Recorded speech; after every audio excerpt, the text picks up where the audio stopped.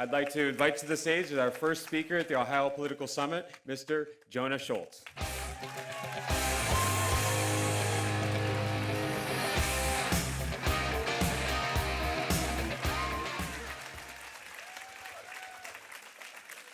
Wow, my goodness, thank you so much, each and every one of you, for being here today. You know, it takes a lot of courage to do what we're all doing, to stand back up after what happened to us in this past election and what's been done to conservatives for years. How easy would it have been for us to just roll over and die, to throw in the towel and look around and say, this is too big for us?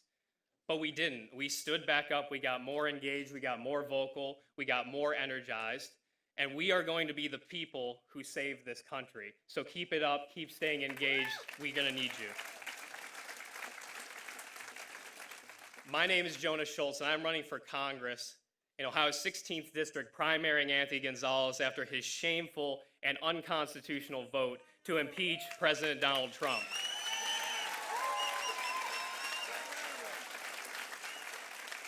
This vote came with no due process, no evidence, just 7 days before the end of Trump's term. And we all know, everybody in this room understands that this vote, it wasn't simply an attack on President Trump. It was an all-out assault on each and every one of us, all of his supporters, and anyone who dares stand up to the corrupt establishment in Washington.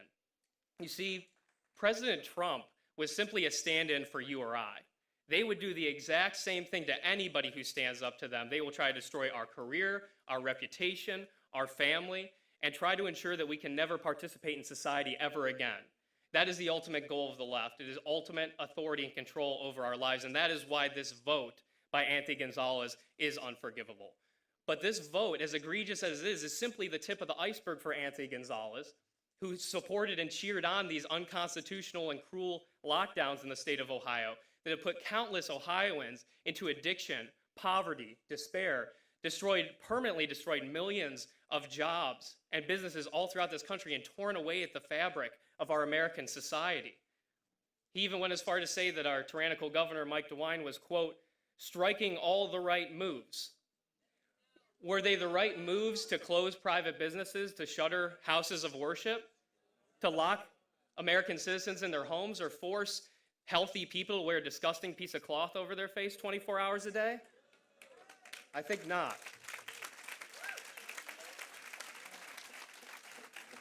And when Mike DeWine made the decision to shut down the entire state of Ohio, Anthony Gonzalez supported him, saying this was a difficult but necessary decision. And then he had the audacity, Anthony Gonzalez had the audacity to then go vote to send hundreds of billions of dollars overseas while we're struggling in America due to lockdowns that he himself supported.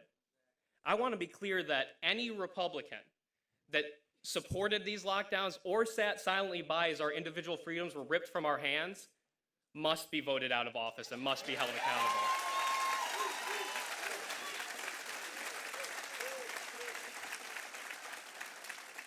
I am running for Congress to restore our God-given rights. We don't live in a country where our rights are handed down to us by any government, any man, president, governor. They're certainly not handed down to us by Dr. Fauci or our overlords in white lab coats. Our rights are derived from a divine creator, and our founding fathers understood this. They understood that there was not too dear a price to pay for freedom, that our rights were essential and inherent and pre-existed any government. And that's what we need to return to today.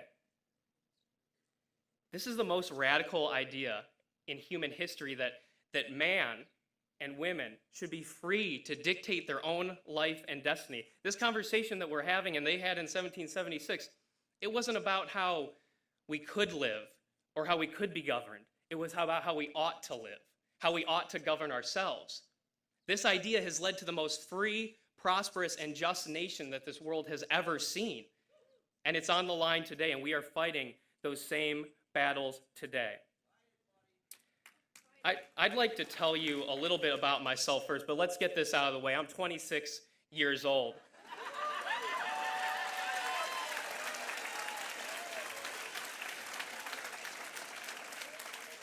But if Joe Biden has taught us anything and proven anything, it's that wisdom does not necessarily come with age.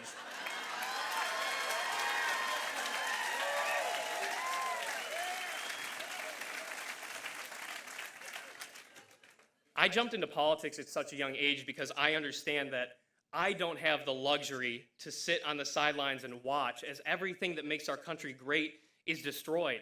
I can no longer sit back and watch as Democrats and establishment Republicans shred our Constitution and stab the American people in the back. We need principled, constitutional, conservative candidates who are going to put our God-given rights above everything else. And we might only have one more shot to turn this around. And that's why 2022 is so important, but we have to make it count. It's not going to be good enough to simply take back the House. We can pack Congress full of people with R's next to their name, but if they are Anthony Gonzalez, Liz Cheney, Mitt Romney-style Republicans, you can kiss your republic goodbye. Because not only have they lost time and time again to the left, they are taking us down the exact same road, just maybe at a slightly slower pace. They're conservatives. They couldn't even conserve women's bathrooms in our country, let alone our Constitution.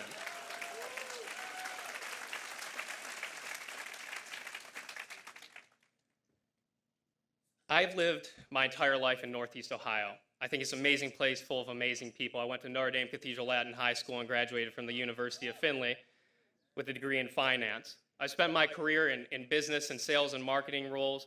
I'm on the Republican Central Committee in Cuyahoga County, and I've worked with a variety of candidates on their campaigns, policy advising, and in the political realm in general. But I'm most proud of the work that I've done in my community with my nonprofits. I've founded 2 nonprofit organizations, and whether it is renovating rundown baseball fields in underprivileged communities, planting urban gardens, putting on donation drives for the homeless, or like we're doing right now, gathering art supplies, toys and recreational items for inner city kids in Cleveland for their summer programs, I found that we all have the ability to serve. Within each and every one of us, we're called, in whatever our capacity or ability, we are called to serve others. And that is why I've been called to politics and to government, because we have a whole lot of self-promoters and self-servers in Washington, but we have very few public servants. And we need to return to that idea of the citizen legislator and the true public servant who puts the priorities of our people first. And people often ask me, when did you first become interested and engaged in politics? And I could point to you as young as, being a little kid in the back of my parents' SUV listening to Rush Limbaugh on the radio and hearing this man talk about American exceptionalism, what made this country great and how important it was for us to preserve it. And even at that young of an age, even though I didn't truly understand it, I knew that it was true. I knew that I lived in a special place. But for me, it really hit home when I was in middle school. And when I learned that politics wasn't something that just happens in this far-off place in Washington, D.C., it's something that impacts our day-to-day lives and often has dire consequences. During the Obama administration early on, he instituted the Cash for Clunkers program, which decimated an already crippled car industry in America. And my father, being a car salesman, he had to take on a second job painting houses. And I saw him come home from work, exhausted, stressed, paint on his clothes, but he did it for my future so that we could have food on the table, a roof over our heads, and my brother and I could go to the school of our choice. And I can tell you, there's not one day where after dinner, I went to my dad and would say, "Hey, Dad, can we go play catch? Dad, can you hit me ground balls or throw me batting practice?" There wasn't one time he said no. And I can never repay what my family has sacrificed for me. I can never repay the countless men and women throughout our history who have shed blood or given their lives so that I could be born in a land of liberty. None of us can. But we can honor them each and every day as we carry forward what they gave to us and ensure that the coming generations can be born into that same freedom with those same opportunities. And it's on us now. And we have to understand that moving forward. So what is 2022 really about? What is this election really about? It's about defeating Anthony Gonzalez. It's about defeating all these rhinos. It's about taking back the House. All those things are true. But most importantly is about ending this political cycle that has only enabled wealthy elitists with deep insider connections to hold higher office. We have in our society an oligarchy of wealthy elitists that play by a different set of rules than you or I and are accountable to no one. They are the ones running our government. And until we stand up to that and say no more can elections be bought and sold, we are going to send true conservatives, true political outsiders, people who will disrupt this system. It is on us to be more educated and more engaged and more discerning than ever before. Because rest assured, people will come up around this district, around this state, around this country, and they'll flat out lie about their America first, their conservative principles, because they'll be trying to take advantage of us. And so I understand what it really means to be a representative. What is my responsibility? I've traveled around this district for 4 months talking to thousands of voters, hearing their questions, their ideas, their concerns, their dreams, their ambitions, because that's what it means to be a representative. In this same period of time, Anthony Gonzalez has been hiding in D.C., having fundraisers with John Boehner and his Lincoln Project buddies, and standing silently by as our individual liberties are stripped and the radical Biden administration crams down executive order after executive order. The other individual in this race, Max Miller, who has an extensive criminal background of assault, disorderly conduct, resisting arrest, and destruction of property, has yet to set foot in the district and again declined to be here today.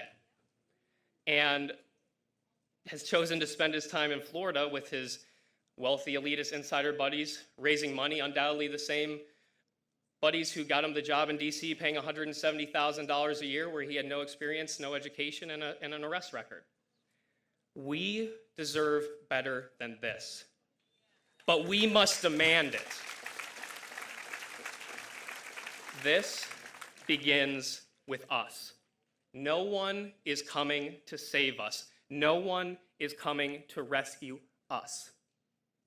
The responsibility falls squarely on our shoulders because the left has now dominated every aspect of American life, our government, our media, our education system, even our medical field. It is now truly we the people against everything else.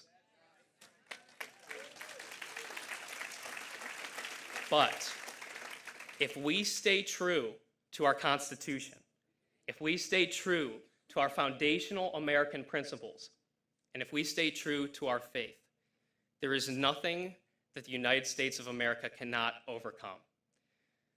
I look around this room and the faces that I see throughout this district, and I see the many faces of the people who are going to save this country, who are going to create a movement launching this country into a new era of peace, prosperity, opportunity, hope, love, and happiness. And I am honored to be counted among you here today. God bless each and every one of you. God bless our beautiful United States of America, and thank you so much.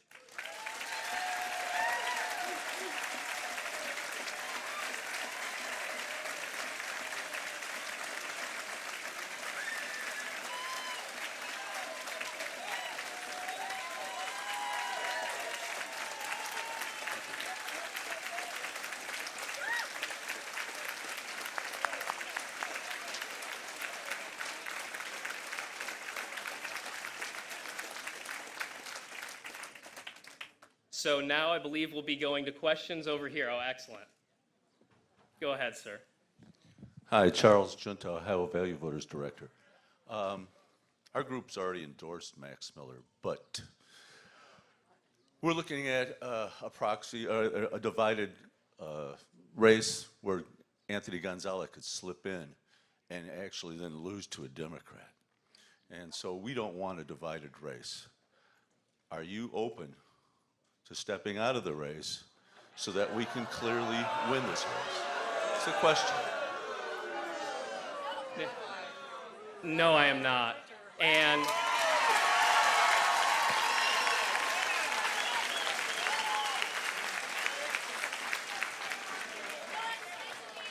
because I'll tell you why. Because if we swap out Anthony Gonzalez for Max Miller, we're simply swapping one wealthy elitist for another wealthy elitist, and we've gained absolutely nothing.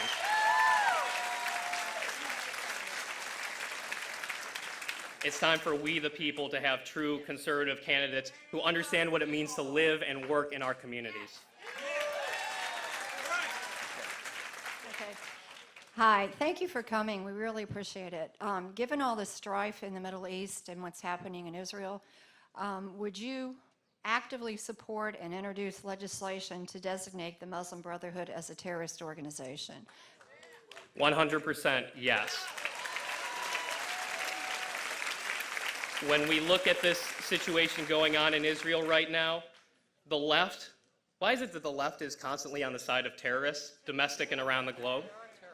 The Israeli government has every right and should defend their people from the terrorist government, that Hamas running Palestine, 100%.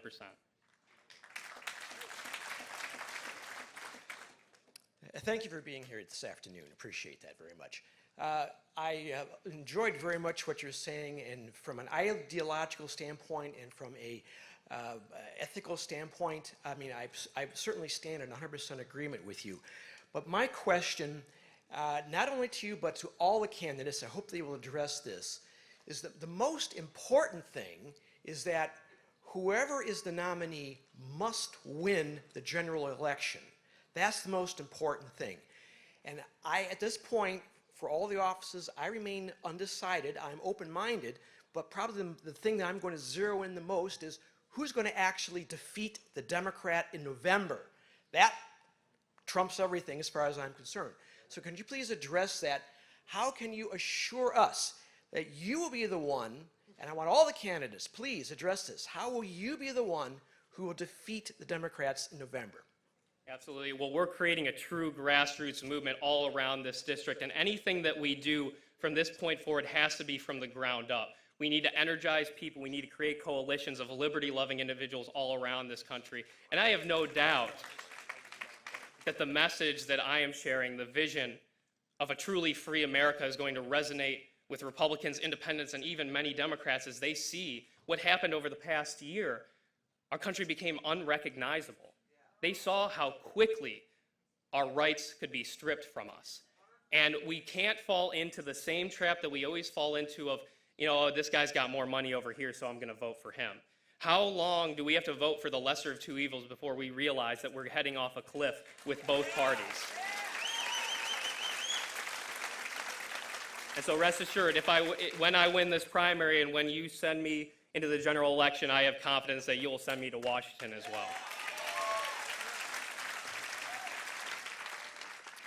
Good morning, and thank you for coming this morning. I just wondering if you could take a moment to clarify maybe your views or stance on the sanctity of innocent life. Absolutely. I am 100% for the abolition of abortion in this country.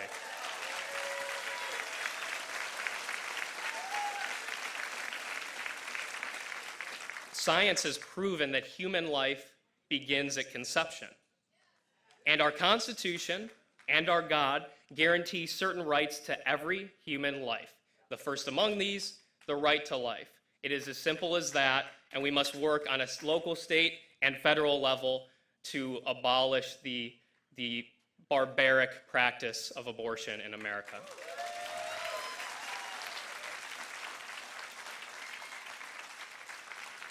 Hi, my name is Nancy Skur, and the question that I have for you, do you support Convention of States as a conservative? Yes, I do. Yes. Okay. I think it's an important part of our movement, and we need to, as conservatives, constantly find every avenue we can to push forward our agenda, because ultimately, you look at how we're up against it with media, with big tech, we always have to find new avenues, new ways, and 100% in support.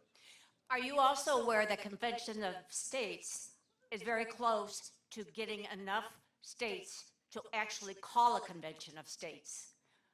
Yes, yes, and I hope we can, because we have so much to accomplish that, you know, we understand what we're creating. Again, a movement, right? A movement of states, a movement of people, a movement of counties and towns. And that's why this is so important. That's why I'm absolutely in support. Hi, in today's world we see so much censorship, and the main question that seems to be censored is, was there fraud in the 2020 election? I would like you to answer that. Yeah. Whether you want to call it stolen or rigged, we did not have a free or fair election in 2020. What do you propose? Irregularities from top to bottom. We saw laws being changed. We saw irregular voting tabulation. So what I propose is that if the states are going to refuse to act, the federal government needs to enact legislation that will create nationwide voter ID, criminalize ballot harvesting, ensure that we have a paper trail to properly audit our elections, ban all unsolicited mail-in voting, get rid of non-excuse absentee voting. We need to have a rock-solid, holistic approach to securing our elections.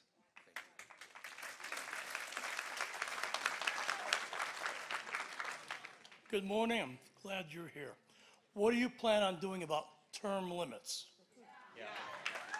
Well, I have already signed the U.S. term limit pledge, and I will support them with everything I have in office, but we need a holistic approach, because not only do we need term limits, but we need to address this enormous administrative state, which ultimately, at this point in history, has more power than any of the branches of government, right? We have this enormous, faceless, unaccountable administrative state that needs to be cut to the bone, and we need to hold them accountable as well. So we need to put in place a process that holds both elected and unelected officials accountable, but term limits is a great stepping stone, and I will be 100% in support.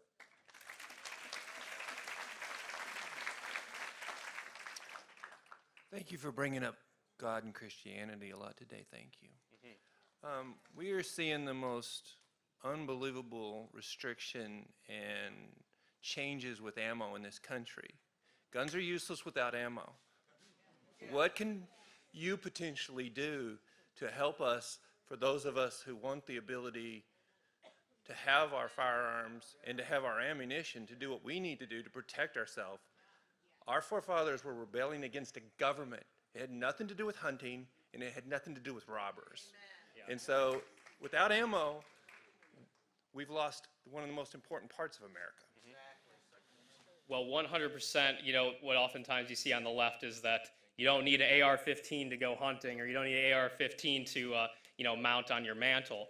Our Second Amendment was about defense of life, liberty, and property by threats both foreign and domestic. The first among these, a tyrannical government, and we all understand that.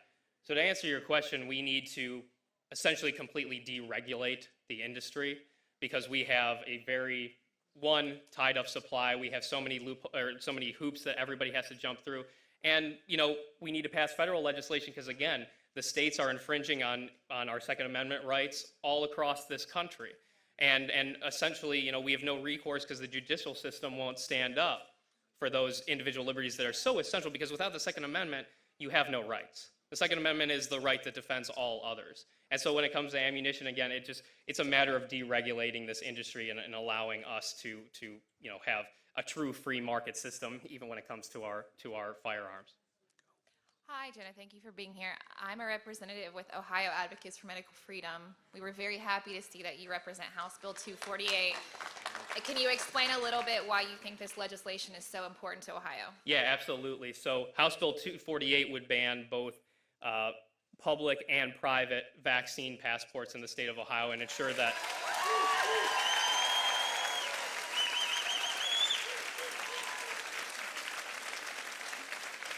that employers cannot force this, corporations cannot force this. And it is so essential because, as I said, if you don't have the right to choose what you do or do not put in your body, what do you exactly have the right to do? And so with House Bill 248, we need to put pressure on our Republican representatives to pass this, because there is no excuse. We see a lot of states are passing anti-public vaccine passport legislation, but they're just going to lean on corporations to infringe on our liberties. I don't care if my fellow man is having their liberty taken from them by our government or by our corporations. We're centered on liberty here, and we need to fight that power wherever we find it. And all honest opinion, we need any Republican in Columbus that is not actively supporting this legislation should be primaried and thrown out of office, in my opinion.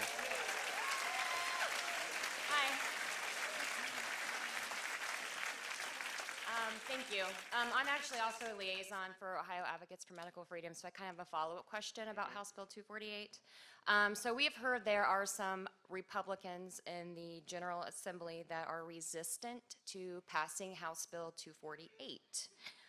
Do you believe that truly conservative politicians would ever vote against this type of legislation? No.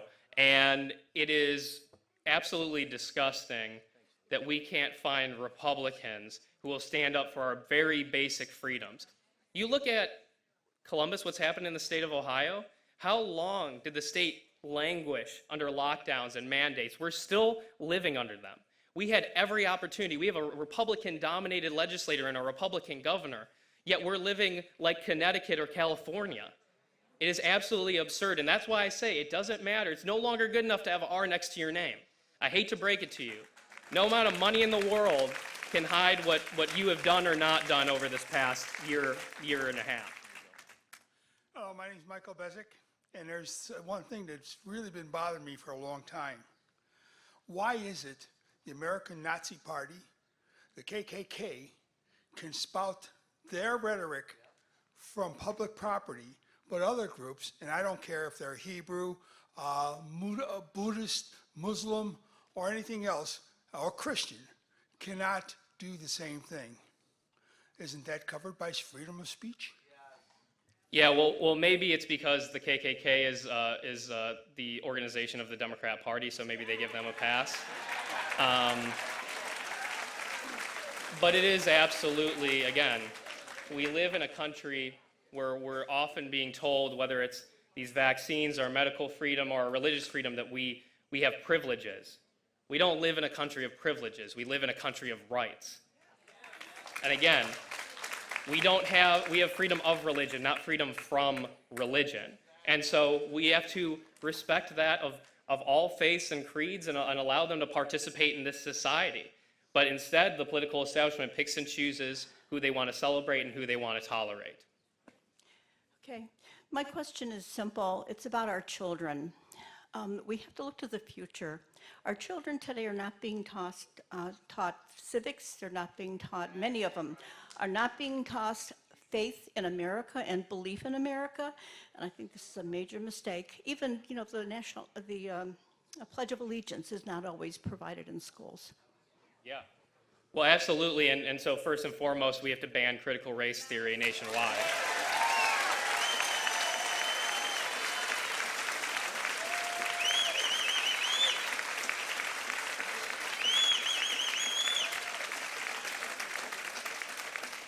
That is step number one, and we need to empower parents and students to have school choice, to have control of their tax dollars, and take this money out of our corrupt public school system and our corrupt teachers' unions.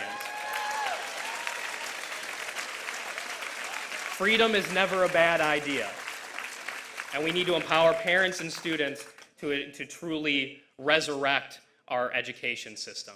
Jonah, thank you very much. Absolutely. Thank you all so much. God bless all of you.